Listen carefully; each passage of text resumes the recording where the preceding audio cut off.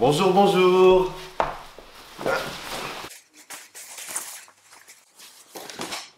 Désolé pour le retard, ça va? Ah, ça tourne, pardon.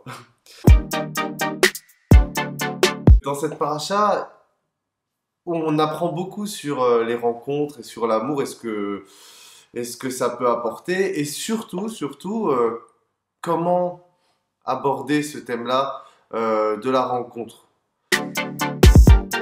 C'est l'histoire d'une rencontre entre Isaac, donc le fils d'Abraham dont on avait parlé la semaine dernière, et sa femme, Rebecca.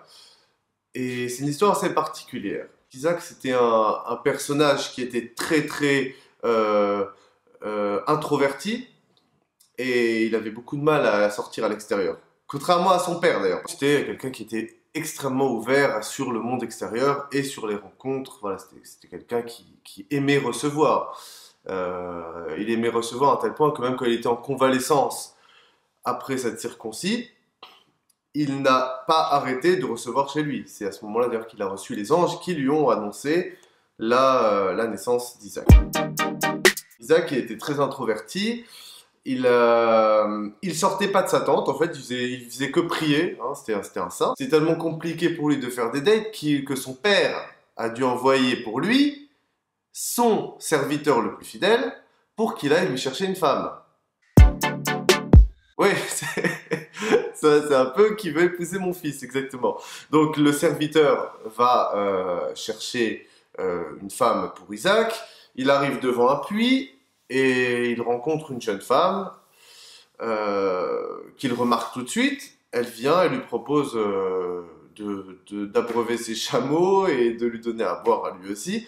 Et à ce moment-là, le serviteur d'Abraham lui propose d'épouser son maître, enfin le fils de son maître. Isaac n'est pas sorti de sa tente pour rencontrer qui que ce soit en réalité. C'est quand le serviteur est revenu avec Rebecca, qu'Isaac s'est prosterné à terre devant le chameau de Rebecca. Voilà, c'est très romantique. Isaac n'a eu qu'une seule femme. Hein, ça c'est vachement spécial pour l'époque parce qu'Abraham en avait plusieurs. Ils avaient leur servante avec qui ils faisaient des enfants aussi. Donc c'était vraiment très admis et tout à fait normal d'avoir plusieurs femmes. Hein. La polygamie, c'était monnaie courante à l'époque. Et le seul qui n'en a pas eu plusieurs, de tous les patriarches, c'est Isaac.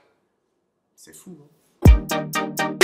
Bah oui, c'était la grande histoire d'amour. En réalité, si Isaac n'était pas sorti de sa tente, ou si Isaac tout simplement n'avait pas eu un père comme Abraham, il serait resté probablement assis en train d'étudier toute la journée et de prier, et il aurait rencontré personne.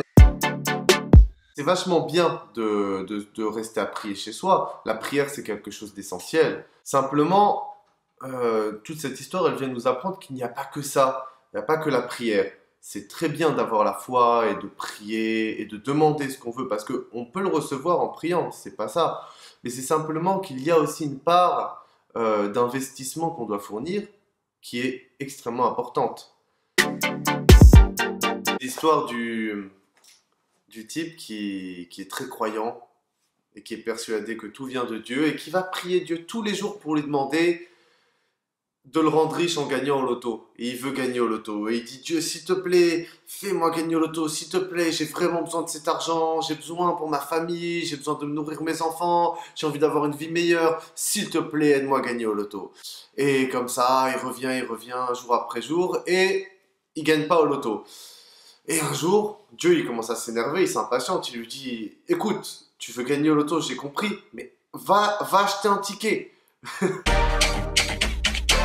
Pour mettre toutes les chances de notre côté, à l'image d'Isaac, il faut croire au miracle, il faut laisser sa place à ça, mais à l'image d'Abraham aussi, il faut sortir. Alors sortez, amusez-vous, faites des soirées. Ouais, d'ailleurs, moi j'ai une soirée là, il va falloir que je vous laisse. Allez, Shabbat Shalom. Merci.